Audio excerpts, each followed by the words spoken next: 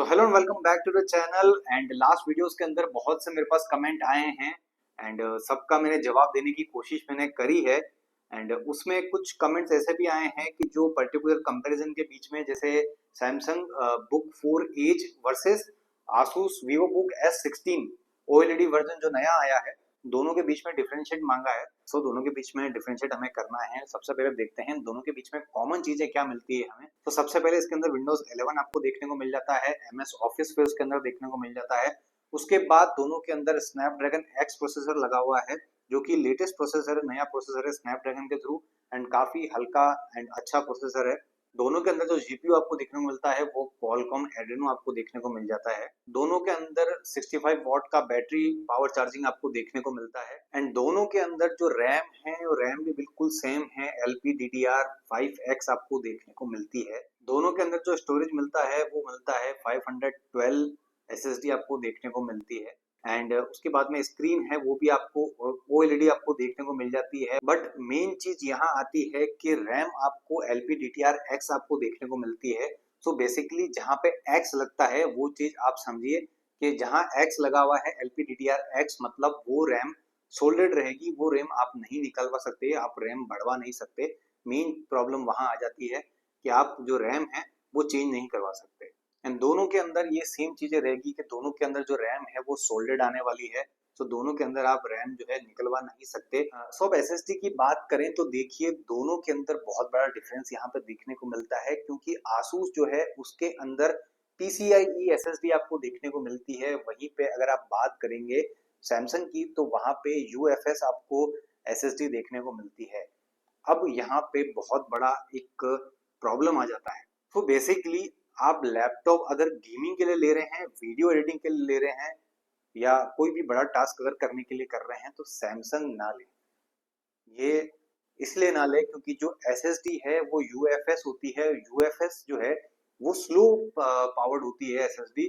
उसके अंदर जो प्रोसेसिंग है वो बहुत स्लो हो जाती है। तो बेसिकली 4K एडिटिंग वगैरह या 4K गेमिंग वगैरह इसमें बहुत मुश्किल हो जाएगा। चलेगा, हालांकि कोई इशू नहीं होगा, स्नैपड्रैगन काफी अच्छा प्रोसेसर है, वो चलाएगा।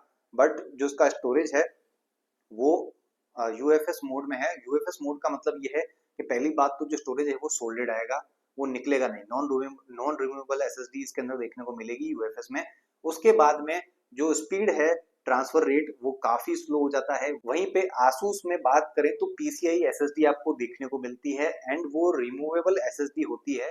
एंड जो उसकी स्पीड है वो काफी फास्ट होती है। सो गेमिंग में, वीडियो एडिटिंग में एंड हर चीज में पीसीआई एसएसडी काफी अच्छी रहती है। सो उसके अंदर जब आप वर्क करते हैं तो जो प्रोसेसिंग है वो काफी फास्ट हो जाती है, क्योंकि एसएसडी के अंदर जो ट्रांसफर रेट है वो काफी फास्ट होती है। जो सैमसंग है वो नॉर्मल एसएसडी की तरह काम करता है, नॉर्मल जो एसएसडी आती है उस तरीके से ही वो काम करेगा। बट जो सामने आसूस की जो एसएसडी है वो अप्रोक्स 14,000 MB पर सेकंड की स्पीड से वो वर्क कर सकती है अगर करना पड़े तो।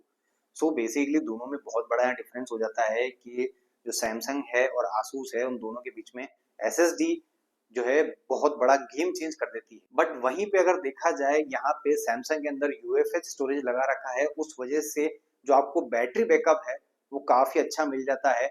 बट वहीं पे आसूस के अंदर जो आपकी एसएसडी है वो काफी फास्ट है, तो उसके अंदर प्रोसेसिंग पावर काफी जो है हाई होती है। तो उस वजह से बैटरी लाइफ जो है इसमें कहीं ना कहीं इम्पैक्ट होगी।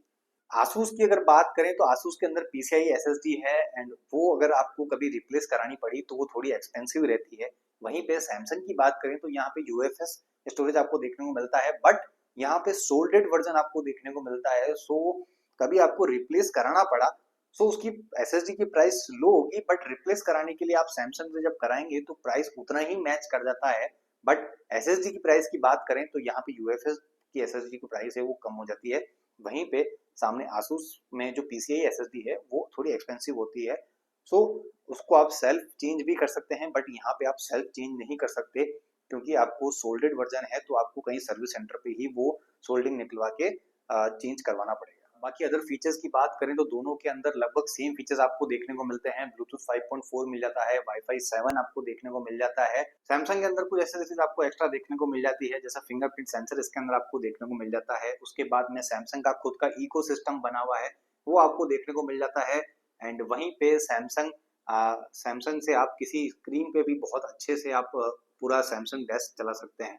बट बैटरी की अगर बात करें तो दोनों के अंदर चार्जिंग 65 वॉट की देखने को मिलती है, बट वहीं पे आसूस की अगर बात करें तो यहाँ पे 75 वॉट फास्ट चार्जिंग ऑप्शन आपको बैटरी के अंदर देखने को मिल जाता है। वहीं पे सामने 61 वॉट की नॉर्मल बैटरी आपको देखने को मिलती है। 50 मिनट्स के अंदर लगभग फुल चार्ज आप कर सकते हैं फुल लैपटॉप को, बट यहाँ पे चार्ज होने में लगभग थोड़ा 1 से 1.5 घंटा यहाँ पे लग जाता है।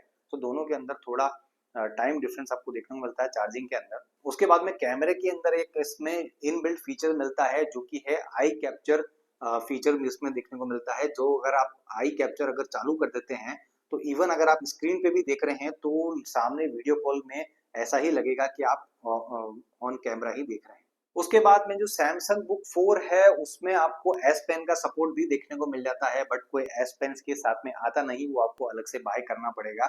बट हाँ, एक्स्ट्रा यहाँ पे फीचर आपको देखने को मिल जाता है, बट वहीं पे आसूस के अंदर आपको वो फीचर देखने को नहीं मिलता। सो बाकी एसेसरीज की बात करें तो दोनों के अंदर सेम टाइप के पोर्ट्स आपको देखने को मिलते हैं। दोनों में दो सी टाइप पोर्ट्स आपको देखने को मिल जाते हैं, दो यूएसबी टाइप पोर्ट्स आपको देखने को मिल जाते हैं। दोनों के अंदर HDMI पोर्ट आपको देखने को मिल जाते हैं जो कि सपोर्ट करते हैं 4K 60 FPS को। तो दोनों ही लैपटॉप स्नैपड्रैगन एक्स या एक्स इलाइट प्रोसेसर जो भी आप कहें, दोनों लैपटॉप ये यूज करते हैं। काफी अच्छा प्रोसेसर है, बहुत लाइट प्रोसेसर है, बहुत फास्ट प्रोसेसर है। बट मेन प्रॉब्लम अब आ जाता है, वो प्रॉब्लम क्या आता है कि जो स्नैपड्रैगन है वो x86 के ऊपर काम करता है, बट अगर आप लैपटॉप बिजनेस के लिए ले रहे हैं या ऑफिस यूज के लिए ले रहे हैं तो आपको एक चीज ये ध्यान रखने की जरूरत है कि बहुत से एप्स एंड सॉफ्टवेयर जो हैं वो इंटेल ARM पे वर्क करते हैं, 64 एंड 32 बिट पे वर्क करते हैं, बट बहुत से लैपटॉप्स स्टिल x86 को सपोर्ट नहीं कर पाते।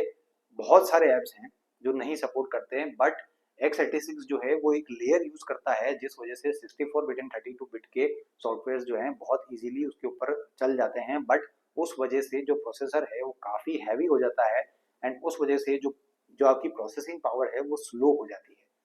सो बेसिकली अगर अगर आप लिनक्स के लिए ले रहे हैं, अगर आप लिनक्स यूज करते हैं या कोई लिनक्स बेस्ड सॉफ्टवेयर अगर आप यूज कर रहे हैं तो ये लैपटॉप आपके लिए नहीं है, आप लेना भी मत। क्योंकि लिनक्स के बहुत सारे ऑपरेटिंग सिस्टम्स हैं, जैसे वर्चुअल बॉक्स तो है वो अ, थोड़ा प्रॉब्लम करेगा, सपोर्ट नहीं करेगा। एंड अगर आप कोई लिनक्स ओएस भी अगर आप डालते हैं जैसे फेडोरा हो गया, उबंटू हो गया या कोई भी वर्क स्टेशन हो गया लिनक्स का, तो वो प्रॉब्लम कर सकता है, वो इतना अच्छे से सपोर्ट नहीं करेगा। काफी ड्राइवर्स वो जो है वो नहीं पकड़ पाएगा क्योंकि अभी तक जो है स्नैपड्रैगन एक्स के ऊपर अभी तक इतना वर्क नहीं हुआ है। इस वजह से जो विंडोज है वो सपोर्ट करेगी एंड जो विंडोज के लिए जो सॉफ्टवेयर बने हैं वो यूज करेंगे, लेकिन आपके बिजनेस या आपकी जो जॉब है, आप जिस पर्पस के लिए आप ले रहे हैं ऑफिस यूज के लिए, उसमें ऑफिस वाले अलग से आपके स्नैपड्रैगन एक्स के लिए कोई इतनी मेहनत नहीं करेगा कि उसके लिए अलग से सॉफ्टवेयर बनाया जाए, तो उसमें आपको प्रॉब्लम आ सकती है। तो वो चीज़ आप जरूर ध्यान रखें। तो यही मेन प्रॉब्लम है स्नैपड्रैगन एक्स का, बाकी कोई प्रॉब्लम नहीं है। बाकी अगर कोई भी आप कोई गेम चला रहे हैं, कोई भी आप एडिटर यूज कर रहे हैं, बहुत अच्छी चीज़ है, लेकिन ऑफिस यूज या बिजनेस यूज के लिए अगर आप ले रहे हैं तो स्नैपड्रैगन एक्स में बोलूंगा कि अभी के टाइम पे ना ले तो ज़्यादा बेटर रहेगा। आगे के फ्यूचर का कुछ कह ही नहीं सकते, कुछ पता नहीं है ये प्रोसेसर इतना जो है कर पाएगा कि नहीं कर पाएगा, ग्रो पता नहीं है कुछ। उस वजह से अभी के हिसाब से अगर आप नॉर्मल गेमिंग के लिए या नॉर्मल कॉलेज के लिए आप लैपटॉप ले रहे हैं तो उसके लिए बेटर रहेगा। बट कोई भी ऑफिस के लिए अगर आप ले रहे हैं या कोई बिजनेस के लिए ले रहे हैं तो आप ये चीज़ एक बार सोच के फिर ही लिएगा। सो वीडियो अगर अच्छा लगा हो तो लाइक जरूर करना एंड चैनल को सब्सक्राइब कर दो भाई। चलिए बाय।